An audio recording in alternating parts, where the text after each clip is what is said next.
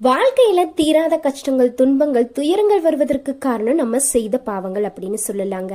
திங்கட்கிழமையோடு சேர்ந்து வந்திருக்கும் ஆவணி அமாவாசை நாள்ல செய்ய வேண்டிய ஒரு எளிமையான பரிகாரத்தை தான் நம்ம தெரிஞ்சுக்க போறோம். திங்கட்கிழமையில வந்திருப்பதால சிவபெருமானின் ஆசையோடு இந்த பதிவிற்குள்ள நம்ம செல்லலாம். திங்கட்கிழமையோடு சேர்ந்து வந்திருக்கும் அமாவாசை தேதியில ஈசனை நினைத்து நம்ம செய்யக்கூடிய பரிகாரம் செய்த பாவங்கள் நீக்கும். பரிகாரம் செய்வதற்கு 3 வகையான மரங்களை தேடி வைத்துக் கொள்ளும். வன்னி மரம், வாழை மரம், அரச மரம். இந்த வன்னி மரத்தை நம்மால் பார்க்க முடியும். சிவன் கோவில்ல வன்னி மரம் இருந்து அந்த வன்னி மரத்திற்கு நீங்க இந்த வழிபாட்டு செய்தா கோடி புண்ணியம். வன்னி மரத்தை தொட முடிஞ்சா தொட்டு வணங்கிட்டு அந்த மரத்தை 108 முறை வலம் வரணும். பெண்களுக்கு முன்னோர் வழிபாடு, சமையல் வேலையும் இருக்கும். ஆண்களுக்கு திதி தர்ப்பணம் கொடுக்க வேண்டிய வேலை இருக்கும்.